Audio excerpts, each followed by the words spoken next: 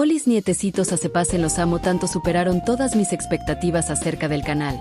Los amo muchísimo, ya superamos a los 100 subs, nunca pensé que este día llegaría, los amo tanto, muchas gracias por ser la mejor comunidad de todas, muchas gracias por todo su apoyo, pero sobre todo a Falger, Muadi, muchas gracias amigo.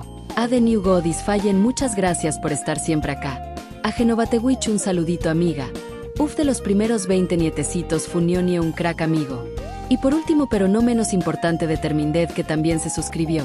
Si tú quieres aparecer en próximos videos como ellos, lo único que tienes que hacer es compartir, darle like, suscribirte o comentar. Cualquiera de esas maneras me ayudan a seguir creando más y mejor contenido. Los TQM la verdad son lo mejor que me ha pasado en esta vida, los amo. Pero sin más que agregar, traigan una silla porque estas son 5 creepypastas clásicas de los 2000 para dejar de fondo, mientras aplanas los terrenos en Minecraft. Maite se disponía a pasar un inolvidable día de playa con su familia. Apenas el coche se detuvo en el estacionamiento, los niños salieron disparados hacia el mar mientras ella y su marido bajaban las toallas, la nevera con las bebidas, la sombrilla y las bolsas con los juguetes. Sin embargo, la armonía de aquel día perfecto se rompió en un instante. Sara, la más pequeña, soltó un grito desgarrador mientras se sujetaba su piececito con ambas manos. Maite y su marido corrieron hacia ella, pensando que se habría cortado con un cristal enterrado en la arena. Pero la realidad era infinitamente peor. Clavado en la planta de su pie, asomaba un pequeño trozo de metal. Con un pulso tembloroso, Maite lo reconoció al instante. Era la punta de una aguja. Con sumo cuidado, extrajo el fragmento roto y, con el corazón en un puño, escarbó en la arena para encontrar el resto y evitar que alguien más sufriera el mismo destino. Lo que encontró heló la sangre en sus venas. Una jeringuilla con restos de sangre que alguien había enterrado deliberadamente con la aguja apuntando hacia arriba. No era un accidente.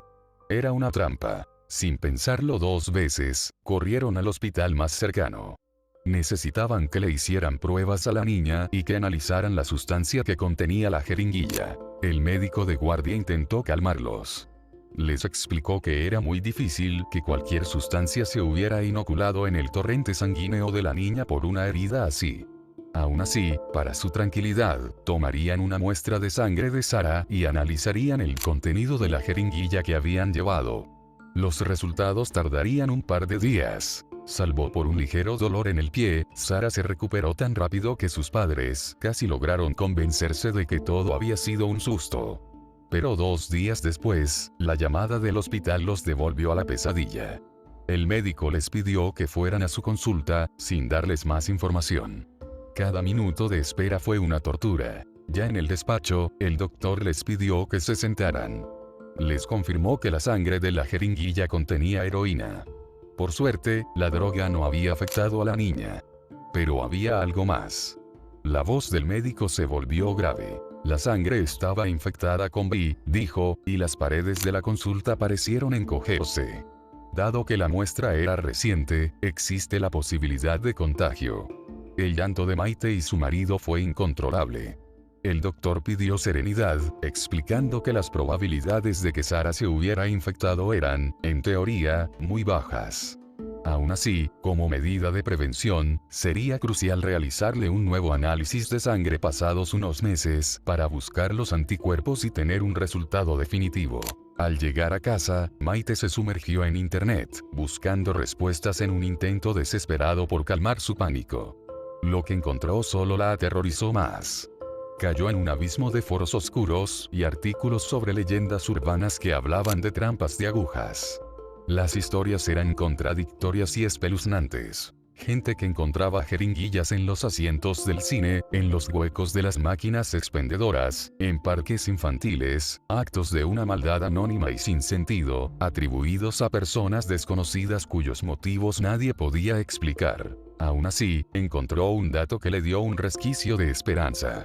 Se aferró a él como a un clavo ardiendo. Un estudio realizado en hospitales de Estados Unidos afirmaba que, de cada 1000 profesionales sanitarios que se habían pinchado accidentalmente con material contaminado, solo 15 habían contraído el virus.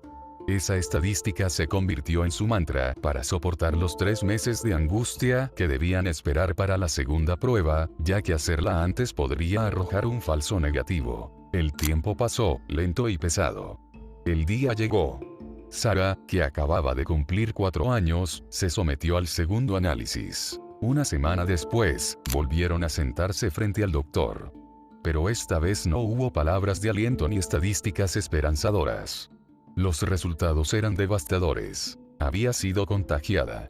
Su vida, que apenas comenzaba, estaría marcada para siempre por la medicación y la lucha constante para ralentizar una enfermedad que le fue impuesta por la mano invisible de un desconocido en un día soleado en la playa. La arena.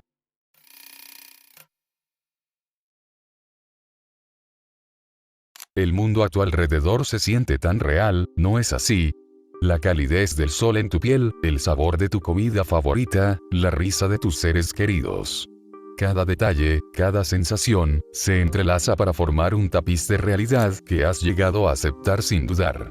Pero, ¿y si te dijera que ese tapiz es, en realidad, una cortina?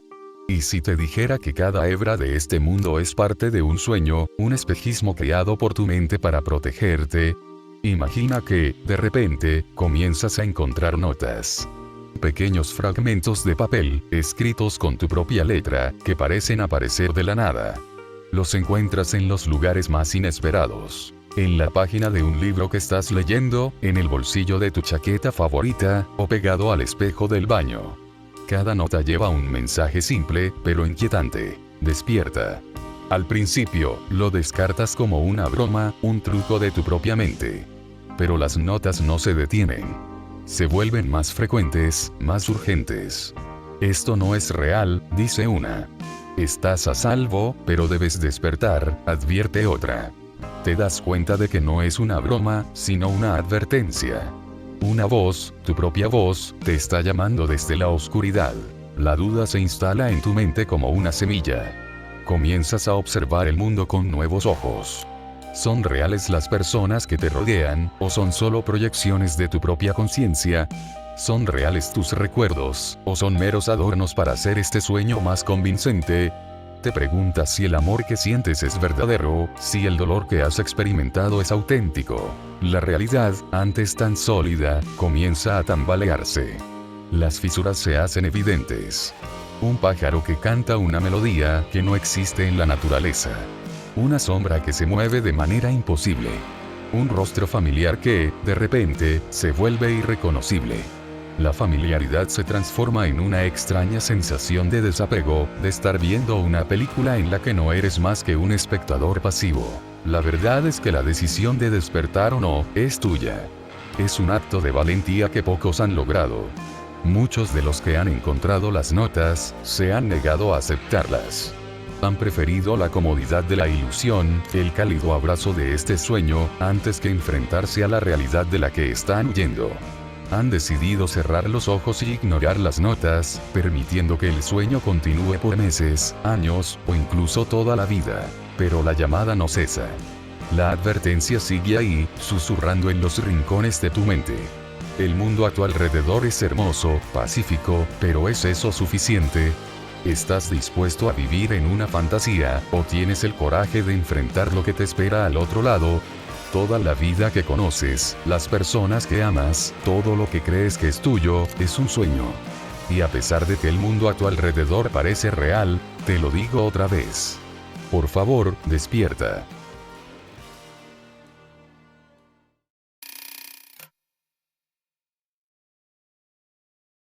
Leo, de 15 años, era la personificación de la era digital.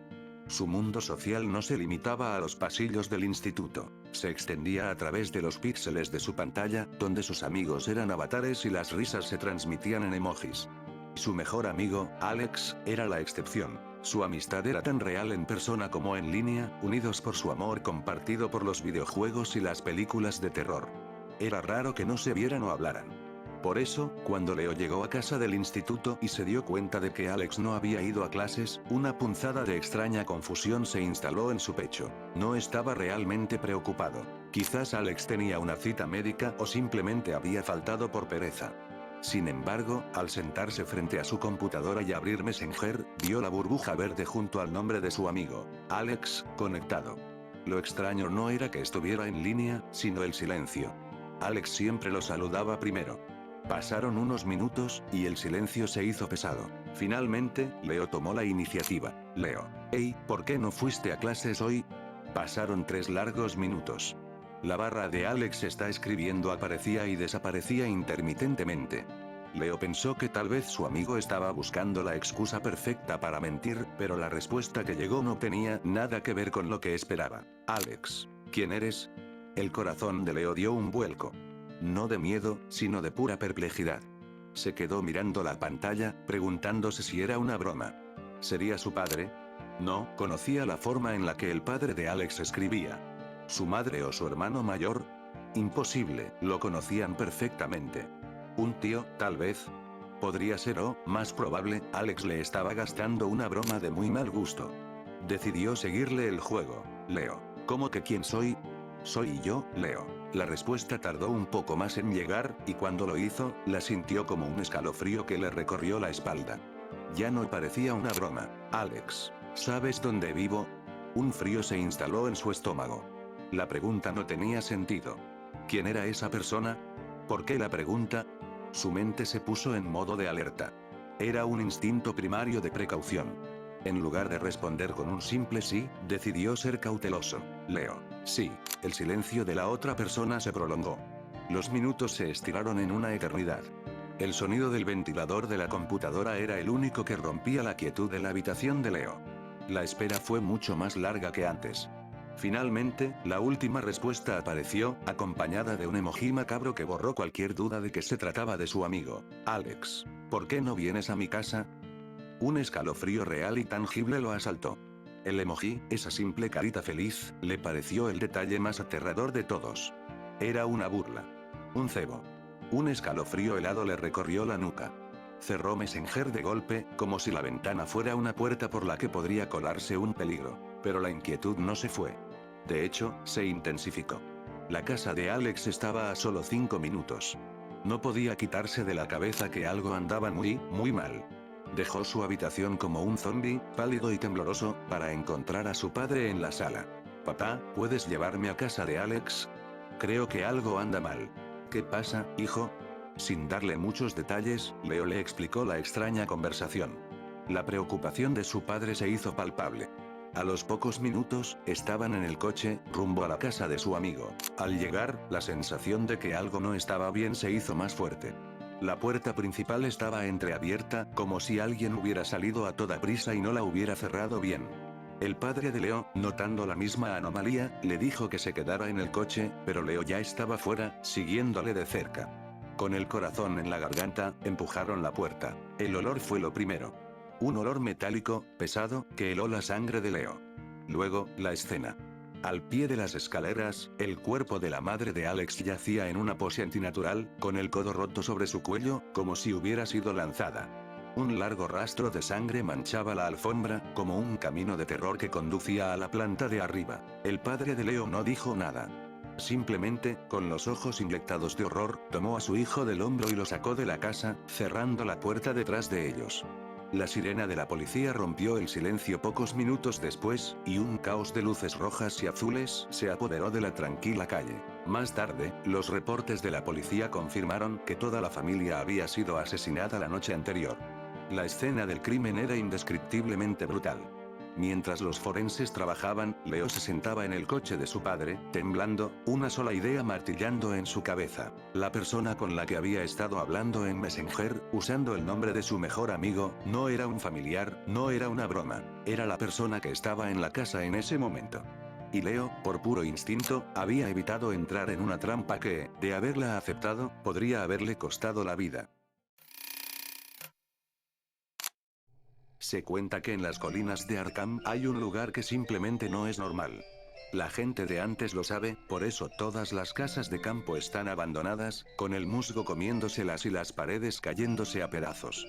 Los forasteros lo han intentado. Canadienses, italianos, polacos, pero todos terminan huyendo. No es por algo que puedan ver o escuchar, es por algo que les pudre la mente. Te da pesadillas. Yo no creía en esas cosas. Soy topógrafo, y me mandaron a esa zona para marcar los terrenos de un nuevo embalse. Los viejos de Arkham me dijeron que el lugar estaba embrujado, pero solo me reí.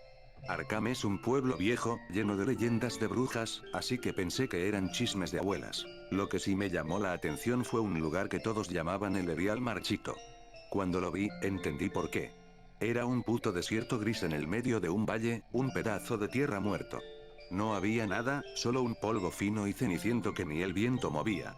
Los árboles alrededor se veían secos, enfermos. Había las ruinas de una vieja granja y la boca de un pozo, negra y profunda, que olía a algo raro, como a estancamiento. Algo en ese lugar me dio una repugnancia que me obligó a rodearlo. Esa noche, preguntando en el hotel, me enteré de que el misterio no era tan viejo. No era de las épocas de las brujas, sino de hacía unos 20 años, de los 80s. Todos hablaban de la familia Gardner y de algo que había sucedido, pero nadie quería soltar prenda. Me decían, no le creas al viejo Amy Pierce, está loco. Por supuesto, eso fue la señal para ir a buscarlo. Amy vivía solo, al borde del bosque. Tenía la mirada perdida y la cabeza cana, y cuando le pregunté, su voz ronca se convirtió en un susurro que me dio escalofríos. Me contó todo, y te juro, no podía parar de temblar, aunque estuviéramos en verano. Todo empezó con el meteorito. Un día de 1882, una nube blanca cruzó el cielo y una piedra gigante cayó en la granja de Nahum Gardner, justo al lado de su pozo. Nahum fue al pueblo a contarlo, y cuando los profesores de la universidad llegaron al día siguiente, se dieron cuenta de algo raro. El meteorito se había encogido. Era una piedra extraña, muy caliente, y con un color que nadie había visto. Los científicos intentaron estudiarla, pero se comportaba de manera bizarra. Era blanda, muy magnética, y en la oscuridad brillaba débilmente con ese color indescriptible. Cuando le sacaban un pedazo para analizar, la muestra desaparecía. Y luego, una noche de tormenta, un rayo le dio 6 veces, y el meteorito se desvaneció por completo. Después de eso, todo se fue al carajo. Ese verano, los cultivos de Nahum florecieron de una forma exagerada, pero la fruta, aunque se veía espectacular, sabía horrible. Los melones, los tomates, todo estaba podrido por dentro. Nahum pensó que la piedra había envenenado el suelo. Luego llegó el invierno. La nieve se derretía antes de tiempo en la granja, y los animales se veían raros. Amy me contó que una vez vio un conejo dar unos saltos imposibles, como si tuviera resortes en las patas. Los perros de Nahum ya no ladraban. Unos chicos cazaron una marmota con la cara distorsionada y la tiraron del susto. En primavera, la hierba fétida y unas flores que nadie conocía empezaron a crecer en los terrenos de Nahum. No tenían el color normal, sino un tono que Amy juraba era el mismo que el de la piedra. Era un color que no existía. La gente dejó de usar el camino que pasaba por la granja. Los árboles se movían incluso sin viento, y los insectos, extrañamente grandes y ruidosos, invadieron todo. Los Gardner se acostumbraron a escuchar, a esperar algo que no tenía sonido ni nombre. Lo peor fue cuando la mujer de Nahum se volvió loca. Decía que veía cosas flotando en el aire. La encerraron en el ático, y poco a poco, su piel se empezó a iluminar con esa fosforescencia extraña. Los caballos escaparon, aterrorizados. Las vacas de Nahum se enfermaron, y cuando las llevaron a pastar lejos, se recuperaron. Pero si las dejaban en los pastos de la granja, la leche se echaba a perder, y las vacas se tornaban grises, quebradizas. Los Gardner estaban cayendo en la locura. Primero Nahum, luego sus hijos. Se volvieron taciturnos, con esa misma mirada perdida que tenía Amy ahora. Y mientras su mente se desmoronaba, sus cuerpos se volvían grises, y sus movimientos, rígidos, como si estuvieran hechos de cera. Y yo, al escuchar todo eso, lo entendí. El meteorito no era una piedra. Era una entidad, algo vivo de otro mundo. Algo que no se quemaba, que no se disolvía. Algo que absorbía la vida, que se bebía el color y la vitalidad de todo a su alrededor, y a cambio, lo devolvía en una versión horrible, torcida. No era un veneno, era una infección de la realidad. Después de que Amy terminó su historia, me largué de ahí. No volví a dormir en Arkham. Mandé mi informe para que el embalse se hiciera lo antes posible, para que el agua sepultara ese erial marchito para siempre. Pero aún así, sé que de noche, bajo las estrellas, ese color horrible y desconocido sigue esperando en algún lugar, un recuerdo de lo que cayó del cielo. Todo comenzó una noche, pero para mí, los días y las noches se habían fusionado en una larga y gris monotonía. Hacía poco me habían despedido. El trabajo que me había definido por años se esfumó, y con él, mi rutina, mi propósito. Las paredes de mi apartamento se sentían cada vez más pequeñas, y el mundo exterior, un lugar ruidoso y lleno de exigencias, se había vuelto un sitio que me aterraba. La única salida, mi único consuelo, era una pantalla. Fue en ese vacío que descubrí Minecraft. Un mundo infinito, sin reglas, sin fechas de entrega, sin juicios. Un lienzo en blanco donde podía construir una vida lejos de la mía. Esa noche, con el suave zumbido de mi computadora como único compañero, decidí empezar de nuevo. Creé un mundo en modo un solo jugador. Era mi lugar, mi isla, mi santuario personal. El juego me dejó en una playa solitaria, bajo un cielo de un vibrante amanecer pixelado. El aire de ese mundo se sentía fresco y nuevo, y los únicos sonidos eran el suave romper de las olas y el gorjeo de los pollos a lo lejos. Era paz. La clase de paz que había olvidado que existía. Durante el primer día virtual, me dediqué a los rituales del juego. Talé un árbol, sintiendo la rítmica satisfacción de cada golpe de mi mano. Con la madera, fabriqué mi primera mesa de crafteo y un pico. Exploré colinas y valles, admirando la belleza tranquila del paisaje. Tenía la sensación de ser el primer ser vivo en pisar esas tierras. Era un mundo entero, y era solo mío. Pero a medida que el sol comenzaba a bajar, la luz del día se desvaneció, y el cielo se tiñó de un profundo púrpura. La música del juego, que había sido tan tranquilizadora, se volvió más melancólica, casi ominosa. La sensación de paz se transformó en una alerta silenciosa. Sabía que la noche traería peligros, así que busqué refugio. Encontré una montaña y, con mi pico, comencé a cavar una cueva improvisada.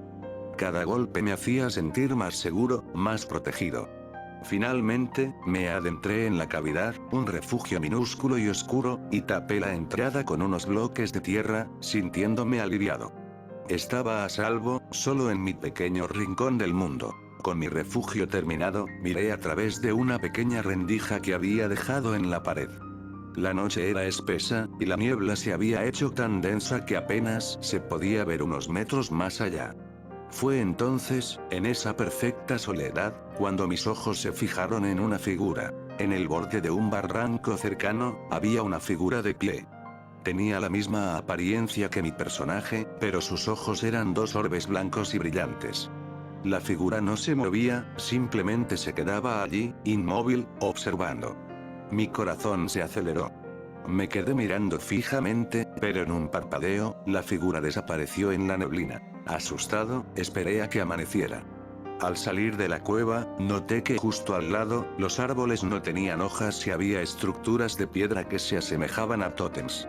Regresé a mi refugio, solo para descubrir que dentro de mi propia cueva había más tótems que no estaban allí antes.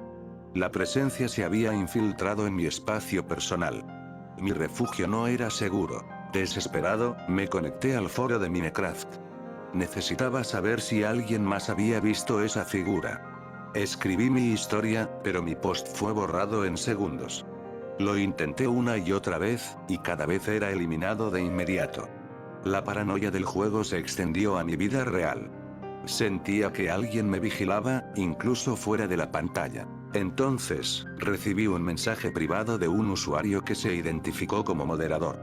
Me advirtió que dejara de publicar y me dijo que habláramos por correo, ya que otros estaban vigilando el foro. Por correo, me reveló la verdad. Me contó que él también lo había visto, y que esa figura era Herobrine, el hermano fallecido de Notch, el creador de Minecraft. Me dijo que su espíritu se había fusionado con el código del juego. Aún con un hilo de esperanza de que fuera un chiste, decidí hacer algo drástico. Le envié un correo electrónico a Notch directamente. No esperaba una respuesta. Después de todo, él era un programador famoso y ocupado. Pero pasaron los días, y recibí una respuesta. El mensaje era corto, frío y escalofriante. Sí. Tuve un hermano menor, pero ya no está con nosotros. Amaba Minecraft. Esta respuesta no me dio una explicación, sino una confirmación que me heló la sangre. Herobrine no era un bug. Era una presencia real, un fantasma en el código, y había invadido mi último santuario. El mundo que había elegido para escapar de mi realidad, había sido arrebatado.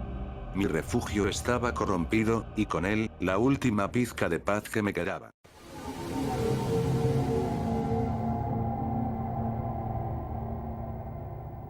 Si llegaste hasta aquí, quiero que sepas que te quiero mucho y que todo lo que te propongas se cumplirá. Un abrazo.